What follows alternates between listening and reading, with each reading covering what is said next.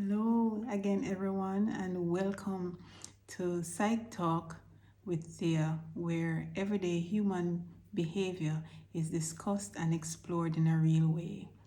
Thank you so much, guys, for liking, sharing, and subscribing to my video.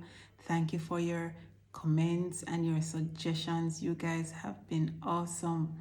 Now, we have gone through first dating and courting, and then we moved on to premarital counseling, and now we are going to look at the major differences between love and infatuation. Now, everyone has their own definition of love, which is largely dependent on our childhood, our experiences, and how we were socialized, yes, as children. It also depends on our culture and our gender. But the thing we can agree on is there are some tenets that love is based on. And so we're going to look at those tenets this evening. The first one is that love is patient. Yes? Love is patient. A couple who love each other is careful not to hurt the other partner, not to intentionally hurt the other partner. That is one of the key factors, the key thing. We don't intend, yes, we can be hurt, but we don't intentionally hurt the other, our partner. And we are more likely to protect the ones that we love. We look out for the other person, yes? Love is also kind. How do we confront our partner? Do we confront in a loving way, or do we blame? Do we insult? Do we accuse each other? That is very important. So we can use these tenets, these points, to reference, to find out, does this person really love me? Or do I love this person? Right? So there's also a flip side to it. How is the loving confrontation received by the other partner? Do they infer or interpret it as ridicule or condemnation or blaming? That's very important, because we can go to them in a loving way, but they receive it differently. And this is largely based also on self-esteem, but we're going to get to that in another episode, in another one of my videos in the future. We're going to look at self-esteem and how this can affect the other person. So how do they see it as you wanting? Do they see it as you wanting the best for them, right? When you are being kind to them, when you are confronting them in a loving way about something probably that they did or you weren't pleased about, how do they receive this? And it also depends on your approach, because it's not what you do, but how we do it. Love is unselfish. Love is not selfish. Love does not focus on self. It always has the other party's interest at heart. So the couple is always looking out for each other. And this is very important, especially in these times of COVID-19 pandemic, where couples are losing their jobs. Both parties are at home, probably jobless. One party is looking for a job. The other party can look out for the other. Don't just look for a job for yourself, but you get the papers, you go online and you say, I wonder if this job, if John would would apply to this job, and you take down those notes and you share it and you say, I saw this online, let us look and see if we can get this job for you, and you work together. You work together.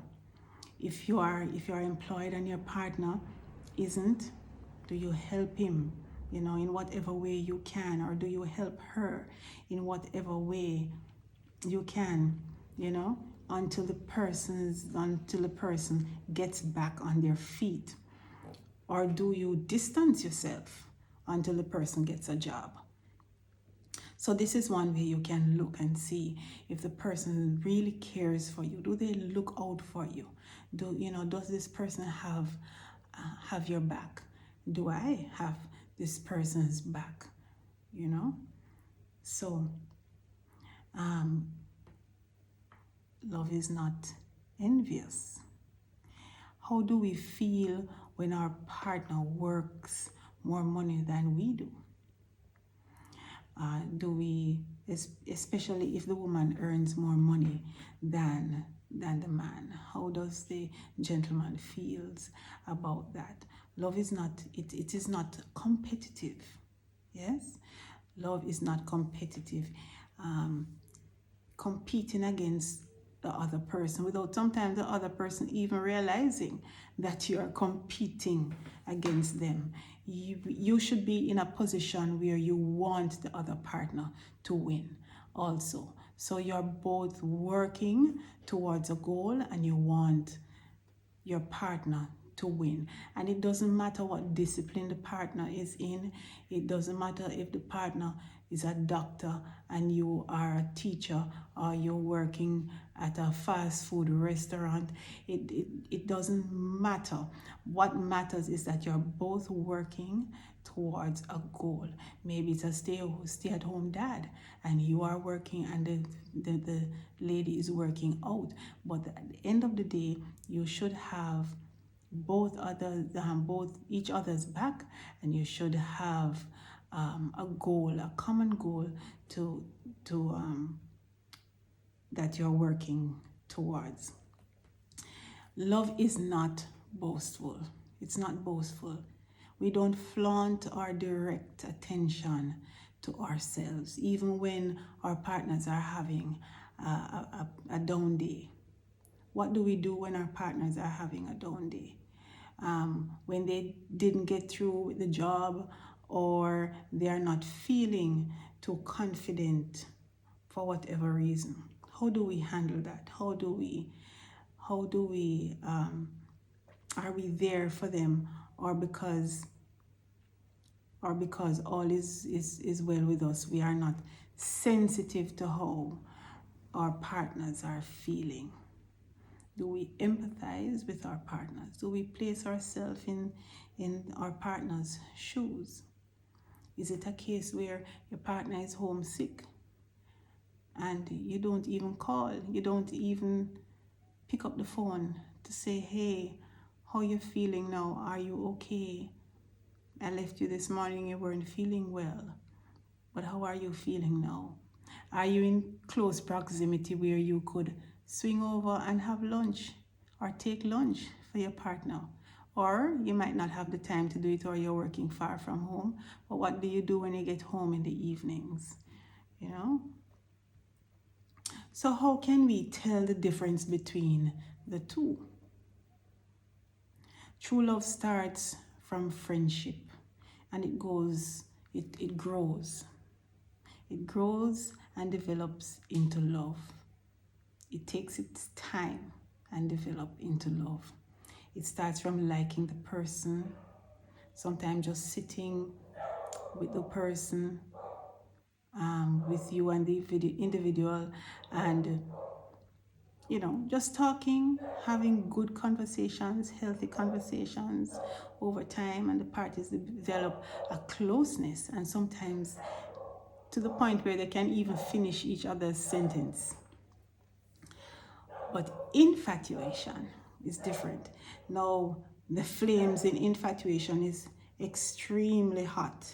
It blazes and it burns very high, and it it burns out very quickly. But when we are infatuated, we move really fast into a relationship. We want to date, we have sex, we want to get married, we want to have kids, we want to travel, we want to tell the world that we are in love.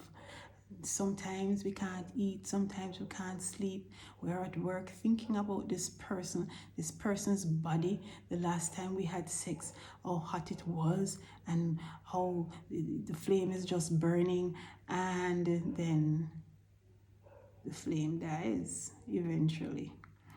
Infatuation is also fragile, very fragile. It cannot stand the test of time as opposed to love, true love. So conversely, true love recognizes faults. A couple should be able to confront each other in a caring way because they want the best for each other. It's not about ridicule, it's not about blame, it's not about wanting to talk down to the other person. But you see where a correction is needed, but again, it's how you do it. They should be able to catch each other's shortcoming and work towards, fixing the shortcomings, and because you want as I said, you want the best for each other, and because they want to create better versions of themselves as they go through the stages in a relationship together. So love recognizes and appreciates that compatibility is important. That's another point. Compatibility is important. It is not about being buffed and well endowed and handsome or beautiful or having a lot of money, but we can have a serious and intelligent conversation together. Or it's not about him being intelligent, focused, purpose-driven, and she is voluptuous and attractive and has no interest and plans for her future. There has to be compatibility. So love produces security also.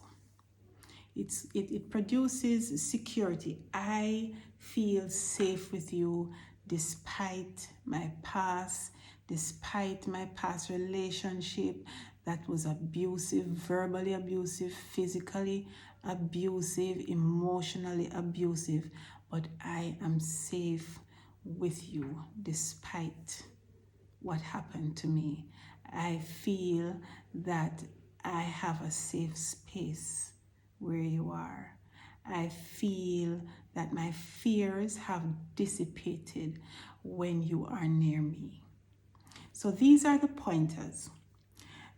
These are the points that we should use to benchmark or how we feel about each other. These are the points that we should use to benchmark what love is and what infatuation is. I hope these points help, and please remember to like, share, and subscribe to my channel. Thank you so much for watching.